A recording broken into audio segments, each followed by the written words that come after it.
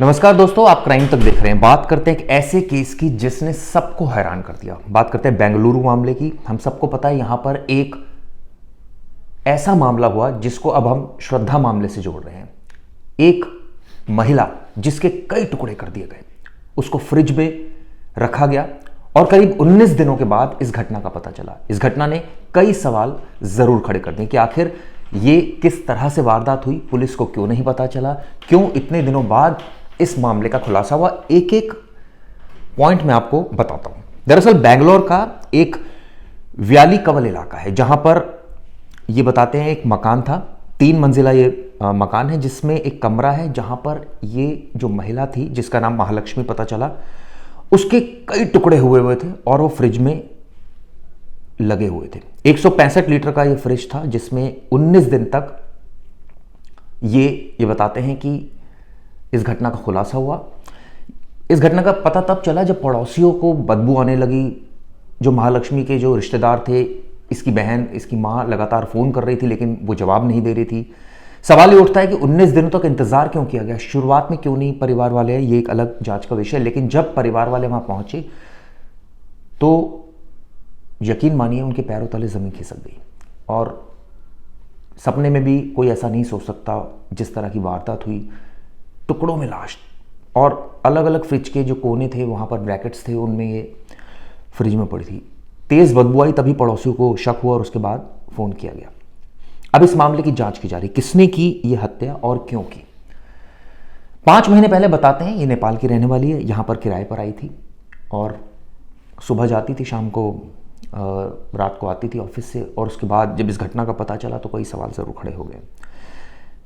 ये बताते हैं कि पड़ोसियों की मौजूदगी में जब घर का दरवाज़ा खोला गया तो बहुत तेज़ बदबू आई, सभी पीछे हट गए। उसके बाद देखा, फ्रिज की तरफ पहुंचे कि बदबू कहाँ से आ रही है। चेक किया गया, फ्रिज को खोला गया तो देखा कि वहाँ तो अलग अलग पॉलीथीन थे जिसमें टुकड़े थे शरीर के, और इससे कई सवाल खड़े हो गए। सवाल ये उठता है कि आखिर जो लोथड़े थे, मांस के लोथड़े, कई जगह फर्श पर भी नजर आए, ये भी जानकारी निकल कर आई। फॉरेंसिक साइंस लेबोरेटरी की टीम पहुंची और अब इसकी जांच की जा रही है। ऑब्वियसली परिवार से मिलान किया जाएगा, डीएनए जो है वो होगा जिससे साफ हो पाएगा कि दरअसल ऐसा हुआ क्यों, ये क्या वाकई महालक्ष्मी की ही डेड बॉडी है या किसी और की है। ये बताते हैं कि 2 और 3 सितंबर के दरमियान ये कत्ल हुआ होगा, ऐसा पुलिस अंदाज़ा लगा रही है।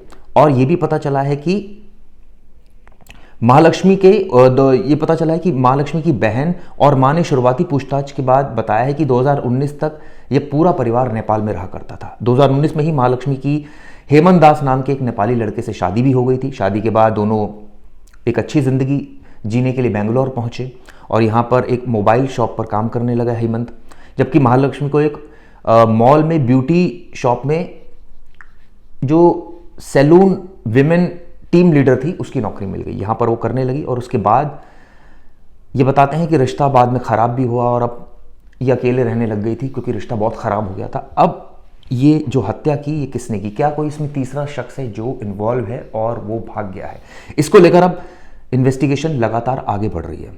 इसमें ये बताते हैं कि साल भर पहले वो पति से अलग हो गई थी और करीब 5-6 महीने पहले इस मकान में आई थी जहाँ पर उसके साथ ये दर्दनाक वाक़या हुआ।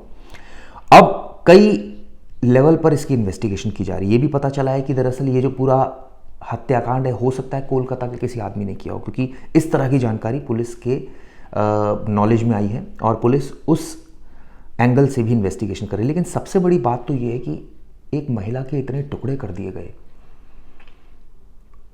किसी को कानों कान खबर तक नहीं हुई। हालांकि ये महिला जिस जगह काम कर रही थी आजकल, किसी और जगह काम कर रही थी, वहाँ से भी पुलिस ने डिटेल निकाली है। इसके मोबाइल रिकॉर्ड भी खंगाला जा रहा है, सीसीटीवी फुटेज आसपास की खंगाली जा रही है। 2 तारीख को पुलिस मानकर चल रही है कि ये हत्या हुई होगी, तो उससे पहले के सीसीटीवी, उससे बाद के सीसीटीवी, परिवार से भी लगातार पूछताछ हो रही है ताकि कुछ सबूत मिल सके। ये बताते हैं जो कॉल डिटेल रिकॉर्ड को चेक किया गया तो उससे पता चला है कि फ़ोन से आखिरी कॉल 2 सितंबर को हुआ था।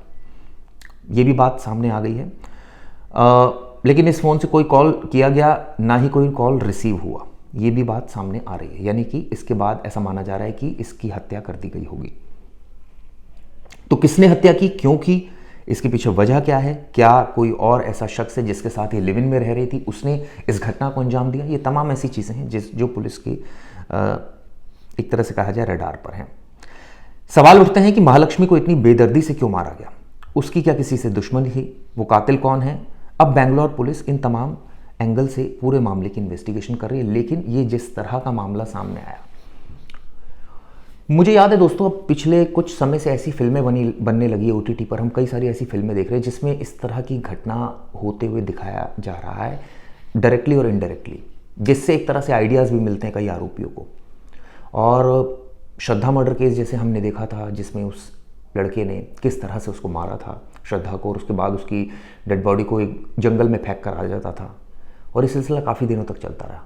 तो ये भी माना जा रहा है कि इसकी हत्या करने के काफ़ी दिनों तक ये सिलसिला चला होगा, क्योंकि बॉडी काटना इतना आसान नहीं होता।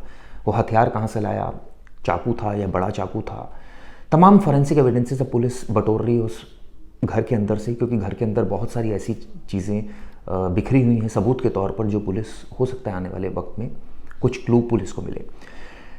कंपनी में भी बात की जा रही जहाँ ये काम करती थी कि इससे किसका अफेयर था, क्या कोई अफेयर तो नहीं चल रहा था, क्योंकि ये बात थोड़ी गले से नहीं उतर रही कि 19 दिन तक परिवार ने क्यों संपर्क नहीं किया। इसके बाद ये बात भी गले से नहीं उतर रही कि अलग क्यों रह रही थी। अगर पति से झगड़ा था तो परिवार के साथ रह सकती थी, अपनी मदर या अपनी बहन के साथ रह सकती थी, क्या वजह थी उनके साथ नहीं रह रही थी। ऐसी तमाम चीज़ें जो पुलिस के इन्वेस्टिगेशन के दायरे के अंतर्गत है, क्योंकि ये मामला जितना सीधा नज़र आ रहा है उतना सीधा है नहीं।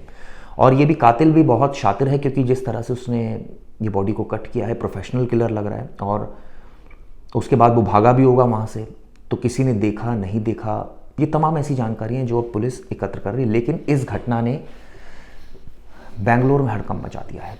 अब कई एंगल से इस मामले की तफ्तीश की जा रही है। मैं कोशिश करूंगा इस मामले में कुछ और अपडेट आप तक लेकर आऊं, ताकि इस मामले में जो सच है वो सामने आ सके। ये वीडियो फिलहाल आपको कैसी लगी ज़रूर बताइएगा। धन्यवाद दोस्तों।